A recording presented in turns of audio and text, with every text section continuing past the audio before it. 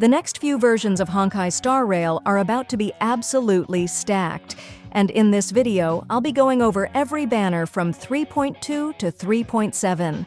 We're not just talking about a few new characters. These upcoming updates will bring some of the strongest, most hyped, and possibly even meta-breaking units we've ever seen.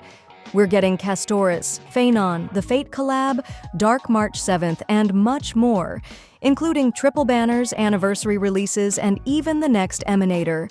If you're wondering whether to pull or save, stick around, because these upcoming banners might completely change your Stellar Jade strategy. By the way, this video also includes a 5 supply passes giveaway. Just drop a comment and I'll randomly pick 5 winners in a week. Plus, I'll be doing another giveaway at 20,000 subscribers, so make sure to subscribe so you don't miss it. If you want to save up to 23% on the current banners, visit lootbar.gg. Here, I can buy 3,280 Oneiric Shards for $40, while it costs $50 in-game. I just enter my UID and select a server. Since every top-up goes through the in-game channel, I received double the Oneiric Shards for my first purchase and saved $10. Besides Honkai, you can also top up in Genshin, and Lootbar has around 20,000 5-star reviews for both games. I've also used Lootbar for dozens of welkins and supply passes in my giveaways, so I can personally recommend it. Use my link in the description for an additional 8% discount. Starting off strong, we have Castorice in the first phase of 3.2. She's been officially drip marketed, confirming her as a quantum remembrance unit. Her entire playstyle revolves around her summon, Dragon, and a unique HP draining mechanic. Her kit is pretty wild. She drains HP from the entire team, but instead of being a drawback, this actually buffs her summon. Think of her as a mix between Jinglu, Blade, Bailu, except she has a built-in team-wide revive, which is insane. Each character gets revived individually, meaning she's one of the most resilient DPS options we've ever seen. Her ultimate is where things get crazy.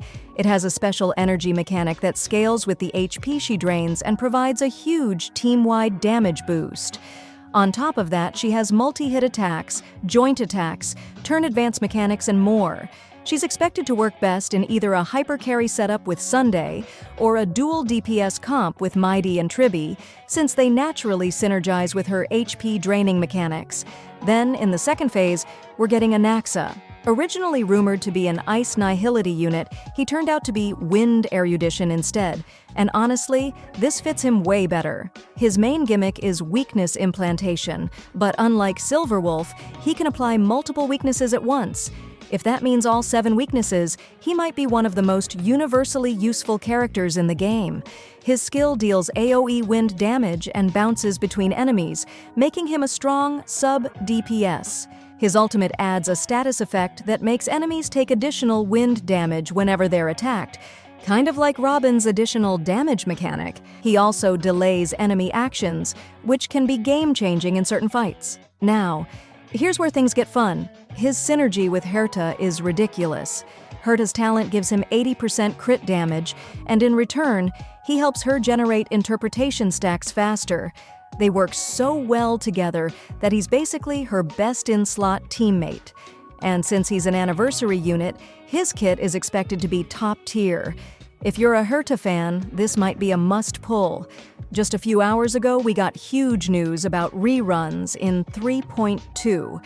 And it looks like we're getting a triple banner in the first phase, just like what happened in version 2.5. It was said that we're getting 2 imaginary reruns in this patch, and if your first guess was Sunday, I've got bad news. He's not one of them. Instead, the reruns will be Aventurine and Dr. Ratio. Right now, we know that the first phase of 3.2 will have 1 new limited character and 3 reruns, making it another triple banner phase. One of the rerun slots will either be Aventurine or Dr. Ratio, but the other 2 rerun characters are still unknown. Meanwhile, the second phase will only have 1 rerun, which means this version is heavily stacked in the first half. If you're thinking about pulling Aventurine, though, you might want to hold off until you hear what's coming in version 3.4, because what we're getting there might make you completely change your plans. Version 3.3 continues the trend of 2 new 5-star characters. This time, it's Cipher and Hyacine. We don't have full details on their kits yet, but what we do know is that Cipher is a main DPS, while Hyacine is a physical remembrance unit with a white horse as her memo sprite. Now, I'll be honest, not many people seem to be hyped for this version, and that's understandable. But 3.4 is going to be completely insane, and I'm not exaggerating. This update is going to be massive. We're getting Phainon's release and Dan Heng's new form, and both of them are must-pull characters. Let's start with Phainon. He's a physical destruction unit, but what makes him stand out is that he's the most important character in the entire 3.x storyline. He has 5 different models, and he's going to have a huge impact on the story. What does that mean for his strength? Well, whenever a character is this important to the narrative, they're usually insanely powerful. If you're wondering whether he's worth pulling, the answer is yes, absolutely. And then we have Dan Heng's new form, Delos. This isn't just another transformation, it's something completely different. He's a 5-star fire preservation unit, and this one is entirely under his control. That means Delos isn't a separate entity taking over. He's an evolved version of Dan Heng himself, tapping into his full potential while staying true to who he is. Considering how strong Aventurine is right now, Delos might end up being even better. If you were planning to pull Aventurine in 3.2, you might want to think twice because new Dan Heng could end up being completely broken. Version 3.5 is bringing something completely different, the long-awaited Fate Collab, introducing 2 new characters from the Fate series into the game. And just recently, we finally got some solid info on who it's going to be. Now, the choices were always pretty obvious.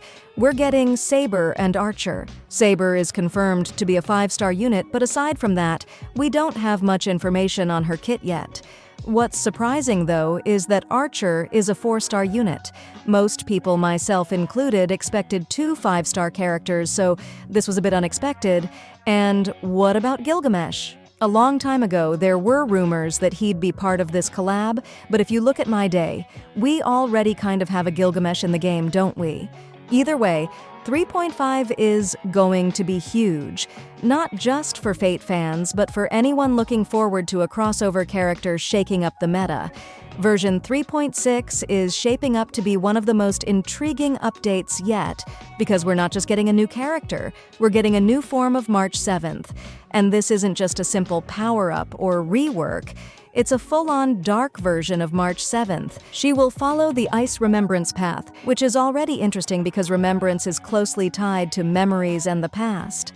Since her past has been a huge mystery in the game's story, could this new form finally reveal more about who she really is?